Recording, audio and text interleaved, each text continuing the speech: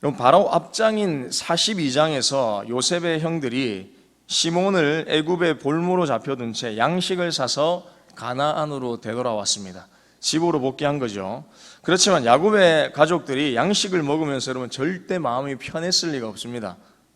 정당한 대가를 지불하고 양식을 구하러 내려간 야곱의 아들들은 한순간에 애굽의 정탐꾼으로 몰려서 아무런 죄 없는 시몬이 거기에 인질로 붙잡히게 된 것이죠. 이런 상황에서 여러분 양식을 구해서 먹은들 마음이 편할 리가 없죠. 그리고 막내 동생 베냐민을 데려와야지만 시므온도 살고 가족도 살 수 있는 상황이 되어버렸습니다. 여러분 이런 상황을 양식 구하러 가는 야곱의 아들들이 여러분 예상이나 했겠습니까? 여러분 이런 거나 비슷한 거죠. 우리가 너무 배가 고파서 근처 식당에 갔더니 식당 사장님이 우리를 해칠까 예상하고 들어가는 겁니다. 우리를 어떻게 해치고 우리에게 좋지 못한 나쁜 행동을 하지 않을까라고 예상하고 식당에 들어가는 사람 여러분 아무도 없습니다. 배고파서 그냥 돈 내고 밥 먹으러 들어가는 것이죠. 즉 여러분 이 아들들이 들어갔을 때에 우리가 애굽에 돈을 내고 양식을 사러 갈 텐데 애굽 총리가 우리를 정탐꾼으로 의심해서 피해를 볼 수 있으니 만반의 준비를 하자, 이런 마음과 생각으로 그들은 절대 들어가지 않았다는 겁니다. 그냥 양식 사러 들어간 겁니다. 이들은 군인도 아니고 심지어 정탐꾼도 아니었죠. 배고파 양식을 구하러 온 그냥 평범한 가족들이었습니다. 순식간에 일어난 일들로 인해 그들은 당황스럽기도 하고 두렵기도 했을 겁니다. 그러나 방법은 여러분 딱 한 가지밖에 없었습니다. 요셉이 제안한 방법 한 가지밖에 없습니다. 요셉의 말대로 베냐민을 데리고 오는 것이었습니다. 그래서 여러분 야곱의 아들들은 베냐민을 데리고 애굽으로 다시 가서 시므온도 되찾고 우리가 없는 양식도 다시 사자는 요구를 자신의 아버지인 야곱에게 끊임없이 하고 있는 겁니다. 4절과 여러분 5절을 보십시오. 오늘 본문 4절과 5절을 보십시오. 아버지께서 우리 아우를 우리와 함께 보내시면, 아버지께서 만일 그를 보내지 아니하시면 우리는 내려가지 아니하리니. 아주 간곡히 요청합니다. 아버지 지금 상황이 여의치 않습니다. 빨리 베냐민을 데리고 가야지만 우리가 살 수 있습니다. 만일 베냐민 데리고 내려가지 않으면 우리 내려가지 않습니다. 아무것도 할 수 없습니다. 급합니다 라고 이야기하고 있는 것이죠. 여러분 유다의 다급함이 느껴지지 않습니까?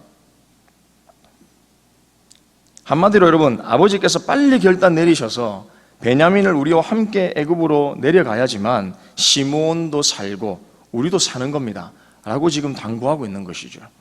그러나 여러분 아들들의 다급한 요청과는 달리 야곱의 생각은 달랐습니다. 야곱에게는 큰 트라우마가 있었죠. 그것은 무엇이냐? 사랑하는 아들 요셉을 잃어버린 겁니다.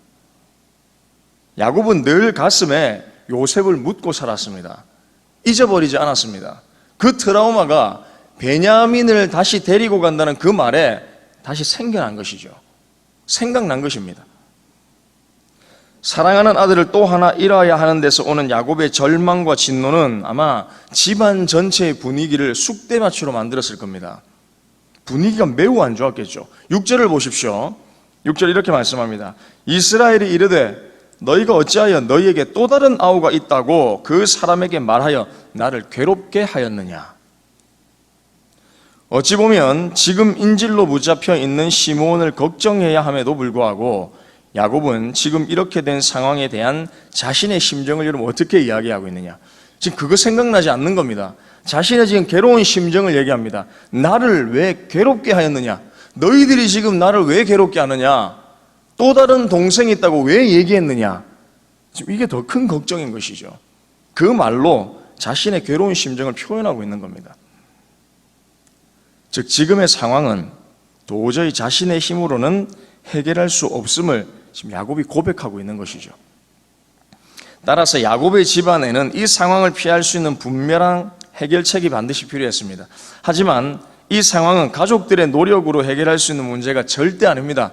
아무리 머리를 굴려봤자 서로 계획을 해봤자 이 상황을 피할 수 있는 길은 없는 겁니다. 그런데 자신들의 힘으로 극복할 수 없는 이 문제는 사실 여러분 오늘 본문 1절에서 이미 현 상황을 미리 예견하고 있었다는 것입니다. 1절에 이렇게 말씀하죠. 그 땅에 기근이 심하고. 여러분, 이 말이 무엇이냐면 이미 야곱이 살고 있는 그 상황, 그 현실의 문제 속에서는 그 땅에서는 희망이 없다라는 것을 1절에서 미리 예견하고 있는 겁니다. 그 땅에는 기근이 심하다. 이것은 육체적으로 현실적으로 기근이 심한 것도 의미하지만 한편으로는 야곱의 가족들의 영적인 상태도 의미하는 겁니다. 야곱의 영적인 상태, 가족들의 영적인 기근이 심하다는 겁니다. 이들은 헤쳐나갈 방법이 없다는 것입니다. 계속되는 기근은 자신들의 힘으로 어찌할 수 없는 상황이죠. 이와 같은 현실은 결국 야곱의 아들들이 다시금 애굽으로 식량을 구하러 가야 함을 말해주는 것입니다. 방법이 없다라는 것을 1절에서 이미 이야기하고 있는 겁니다. 그 땅에 기근이 심하다. 그럼 여러분 어떻게 하겠습니까? 양식을 구하러 가야 되는 것이죠. 그리고 결국 계속되는 유다의 설득에 야곱은 베냐민을 데리고 가는 것을 결국 허락합니다. 자식을 잃어버린 큰 트라우마가 있었음에도 불구하고 그럼 야곱이 이스라엘이 이렇게 유다의 설득에 동의하고 움직일 수밖에 없었던 이유가 여러분 무엇일까요? 왜 여러분 움직였겠습니까? 그 큰 트라우마를 가지고 있었음에도 불구하고 왜 움직였겠습니까?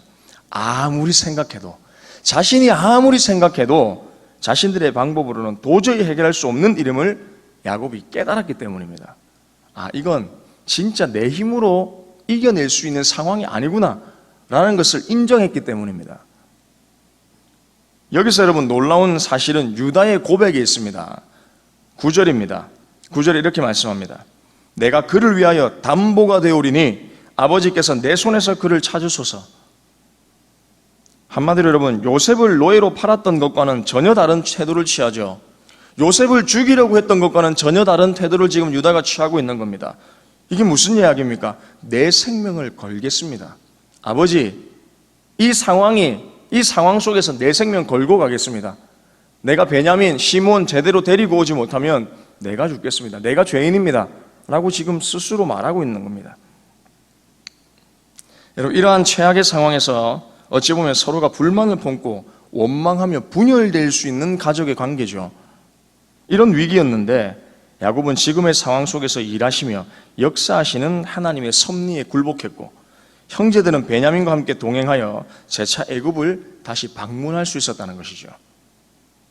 야곱, 즉 이스라엘은 요셉을 잃어버린 아픔을 경험했음에도 불구하고 아들들과 함께 사랑하는 베냐민을 애굽으로 돌려보냅니다. 그런데 여러분, 이 애굽으로 돌려보내는 과정 가운데에 야곱이 얼마나 성숙된 신앙의 고백을 하는지 우리가 알 수 있습니다.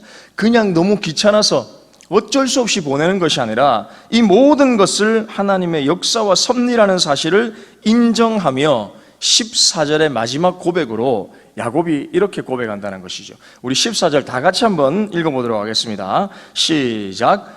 전능하신 하나님께서 그 사람 앞에서 너희에게 은혜를 베푸사 그 사람으로 너희 다른 형제와 베냐민을 돌려보내게 하시기를 원하노라.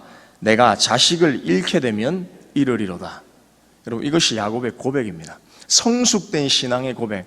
요셉을 잃어버렸던 것과는 전혀 다른 고백으로 베냐민 내가 잃게 되면 잃겠다. 이것이 하나님의 뜻이라면 내가 그 뜻을 받아들이겠다라는 것입니다. 말씀 마무리하겠습니다. 사랑하는 성도 여러분, 이제 야곱은 자신의 깊은 애착의 대상이었던 베냐민에 대한 주권을 포기했습니다. 그리고 오직 그를 하나님의 손에 의탁합니다. 맡깁니다. 그는 자기의 방법대로 살던 것에서 벗어나 하나님의 섭리와 역사를 믿는 신앙의 단계에, 그 성숙된 단계에 들어서게 된 겁니다. 자기 고집대로 살지 않고 아집대로 살지 않고 자기 계획대로 살지 않고 철저히 하나님의 섭리와 역사를 믿으면서 그 계획 속에 자신을 포함시키면서 사는 것이죠. 이것이 하나님의 뜻이구나 인정한다는 겁니다. 저와 여러분들이 절대 잊지 말아야 될 사실이 하나 있습니다. 성도를 향한 하나님의 계획과 섭리는 결코 여러분 우연이 없다는 겁니다.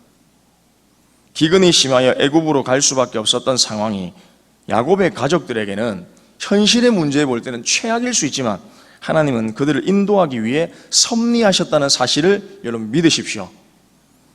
그러므로 여러분, 우리의 상황을 너무 쉽게 해석해서는 안 됩니다. 쉽게 해석하고 결론 내려서는 안 됩니다. 그냥 현실을 바라보면서 상황이 이러니까 하나님 나를 이렇게 인도하시는구나라고 불평과 원망을 가지고 너무 쉽게 해석하지 마십시오. 성숙한 믿음의 사람으로 해석하고 바라보며 살아가시기를 축복합니다.